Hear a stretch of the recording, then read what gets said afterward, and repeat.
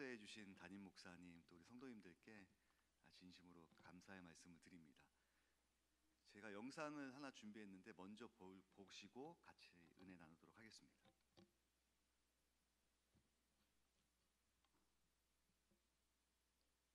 네, 부목사님 드렸는데 안요한 목사.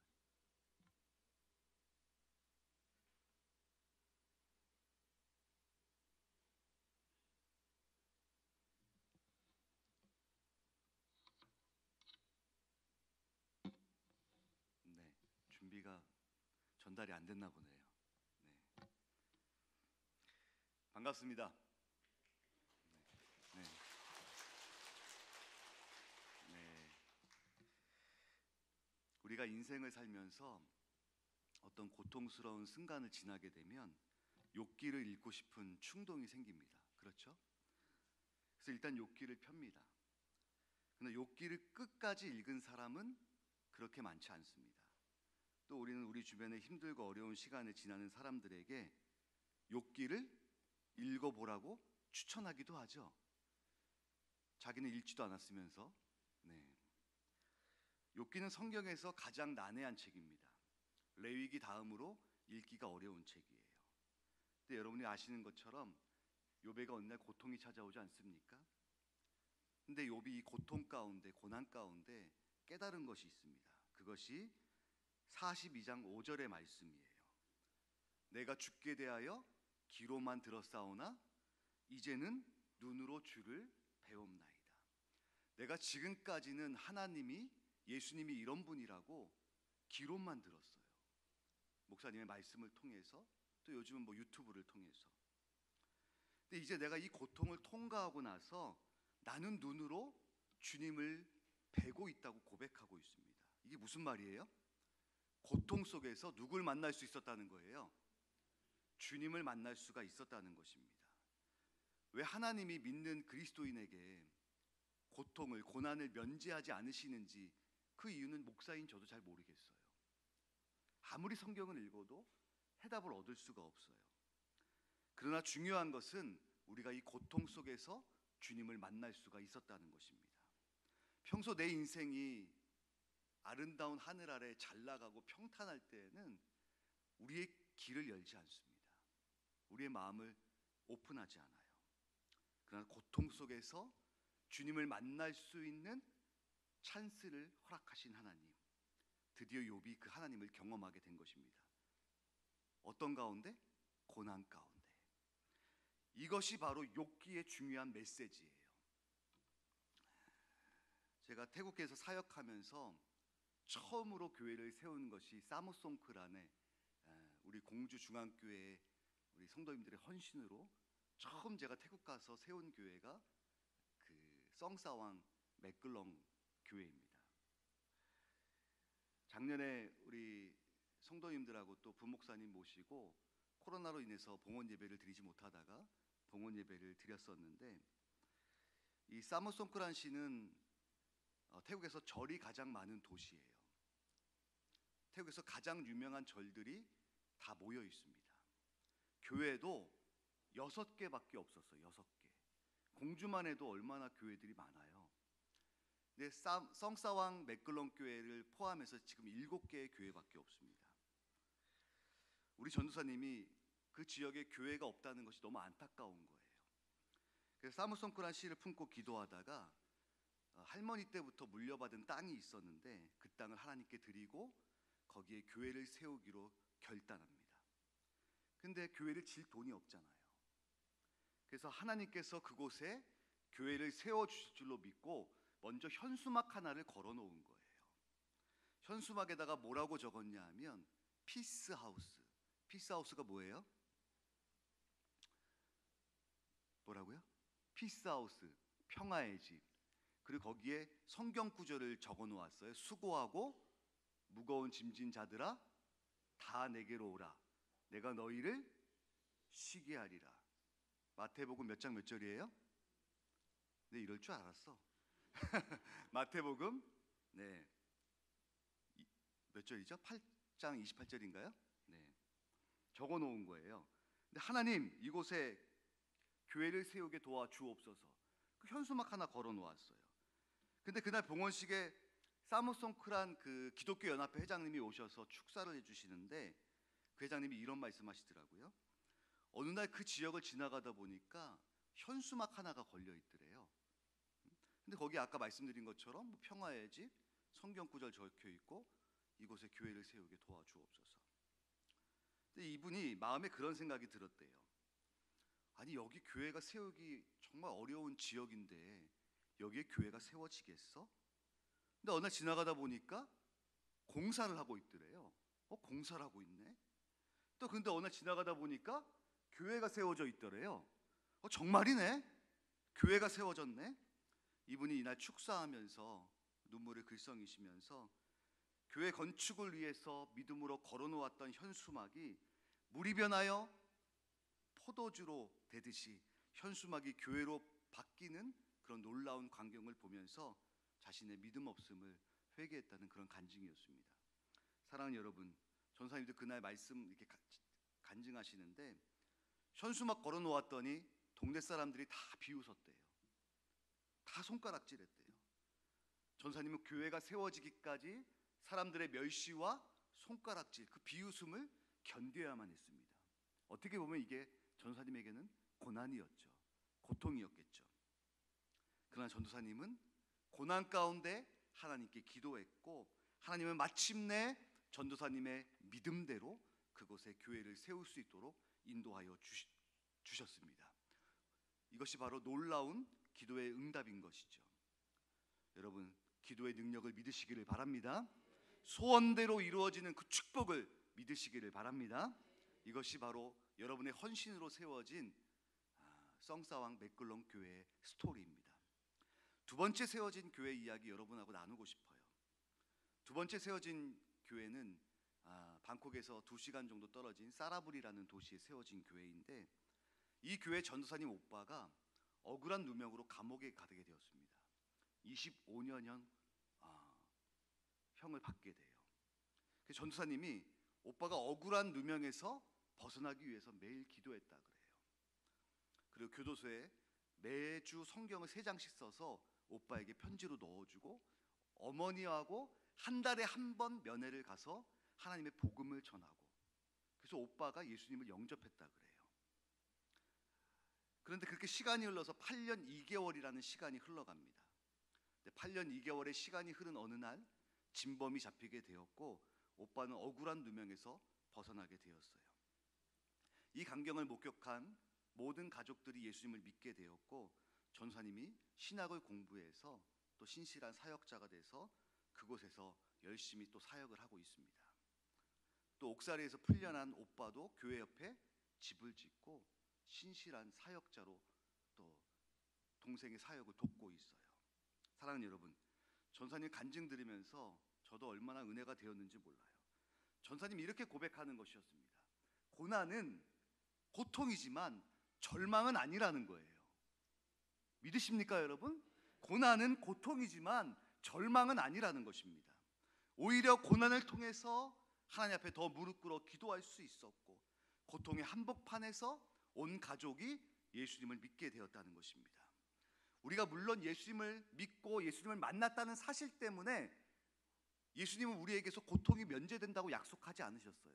너희가 세상에서 환난을 당하나 안 당하나? 당하나 담대하라. 너희가 세상을 이기었노라. 마침내 우리에게 승리를 약속하신 그 하나님, 그 하나님이 저와 여러분의 하나님인 것을 믿으시기를 바랍니다. 사랑하는 여러분, 고난이 찾아오셨나요?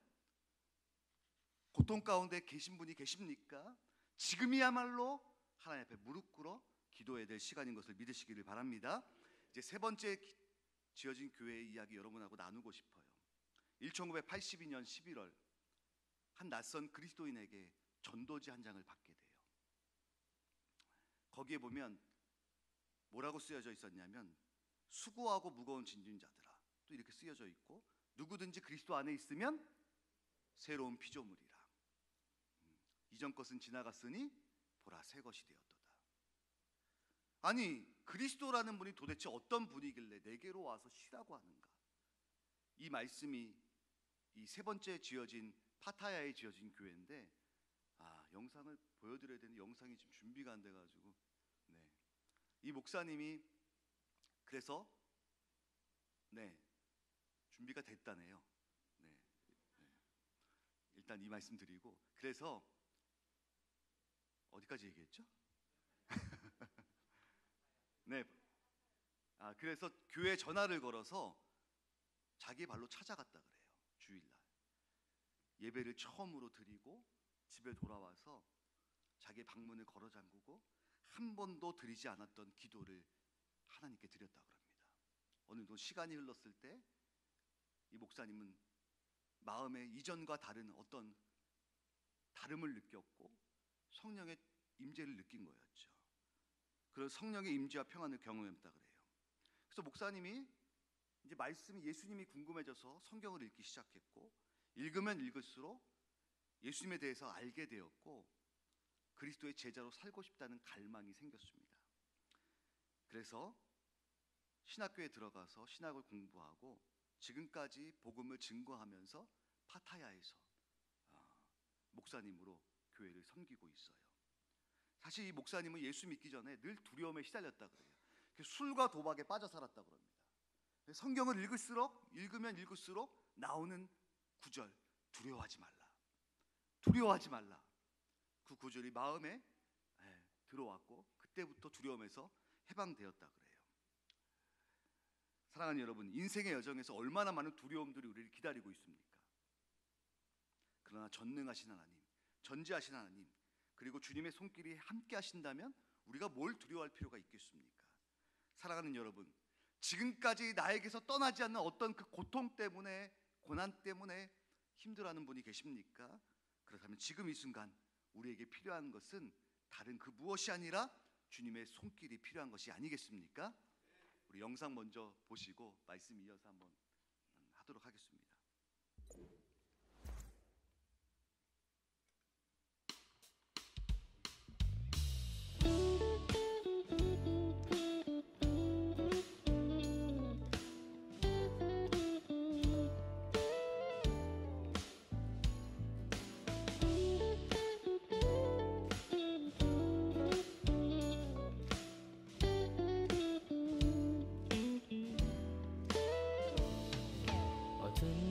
지나고 그가 빛을 발하리 쓰러져가는 우리 영혼 주가 붙잡아 주시리 우린 쉬지 않으리 이 길에 끝이 있으니 한 걸음 한 걸음 주와 함께 걸으리 우리의 걸음이 끝나는 그날 매 순간 함께 하시니 우릴 안아주시리 더 이상 눈물 없으리 당신의 그 날 안에서 이제 영원히 주 품 안에서 우리 찬양하겠네 우리 가는 이 길 세상이 미련하다 해도 우리는 주가 보여주신 그 한 소망 있으니 어둠의 조각조차 그곳에 발들이지 못해 당신의 나라에 우리 영원히 거하네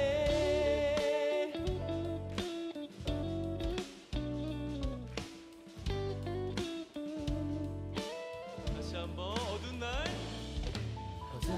다 지나고 그가 빛을 발하니 쓰러져가는 우리 영혼 주가 붙잡아 주시니 우린 쉬지 않으리 이 길에 끝이 있으니 한 걸음 한 걸음 주와 함께 걸으리 우리의 걸음이 끝나는 그날 매 순간 함께 하시니 우릴 안아주시리 더 이상 눈물 없으리 당신의 그 날 안에서 이제 영원히 주 품 안에서 우리 찬양하겠네 우리 가는 이 길 세상이 미련하다 해도 우리는 주가 보여주신 그 한 소망 있으니 어둠의 조각조차 그곳에 발들이지 못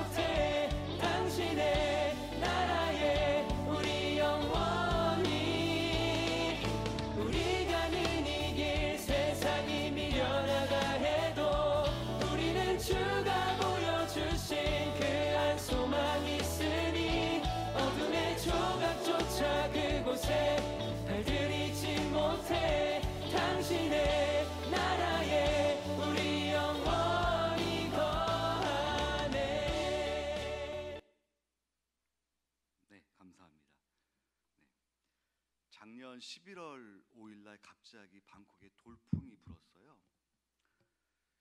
근데 6시쯤 되었는데 막 전화벨이 울리더라고요. 선교사님, 선교사님 큰일 났어요.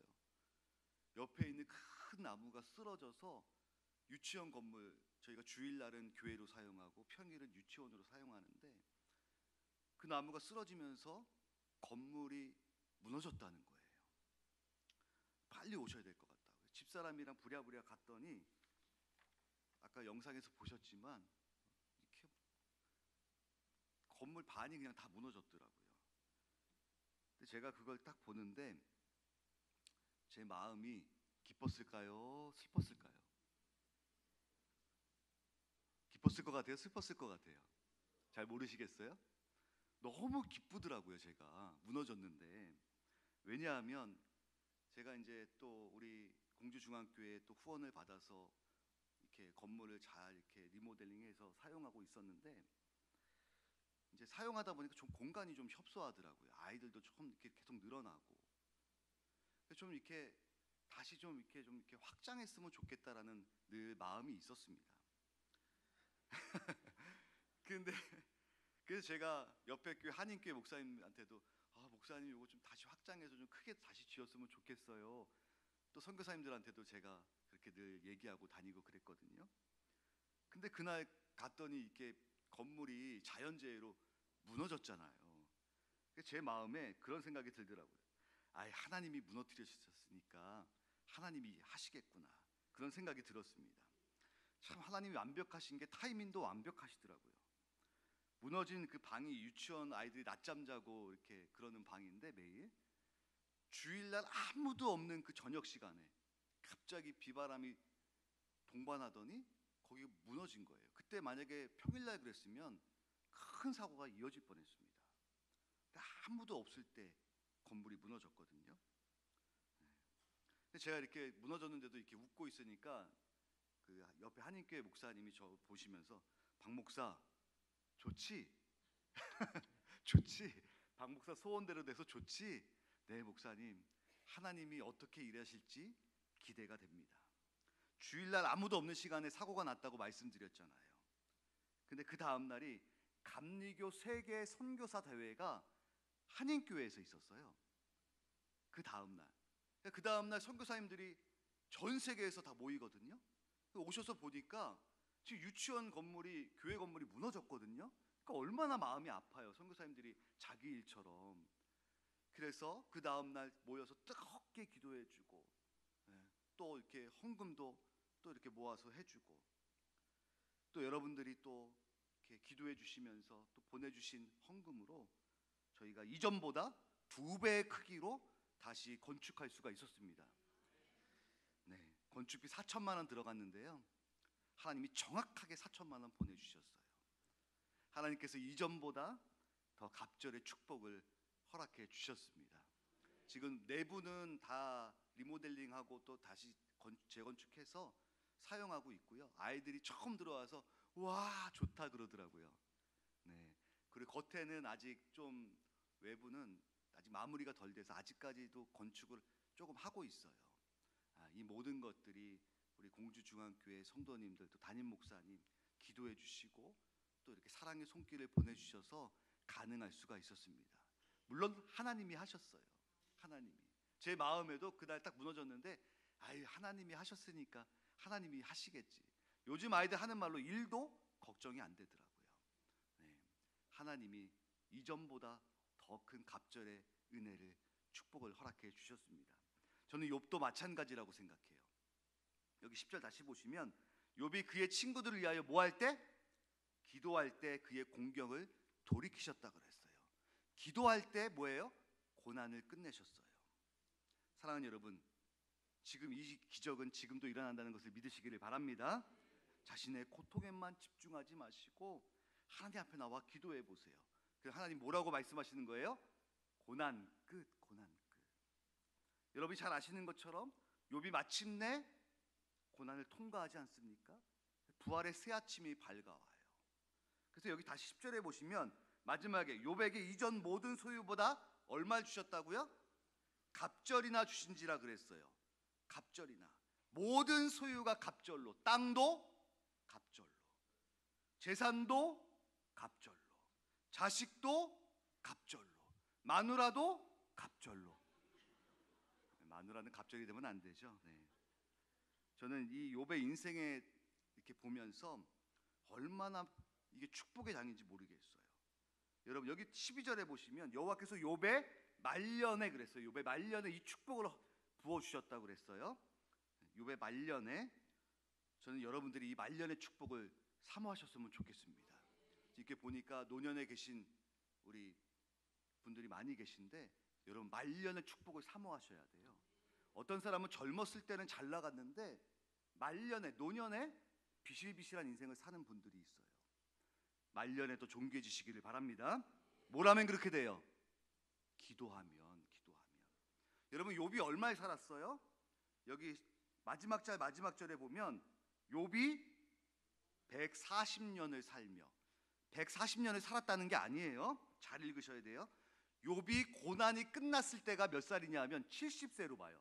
성경학자들이 70세까지는 고난의 인생을 살았어요. 그러나 여기 보면 그 후에 140년을 더 살았다 그랬어요. 갑절의 인생을 더 축복된 인생을 사는 거죠. 그러니까 70 더하기 140은 얼마예요? 제가 어려운 질문 했어요?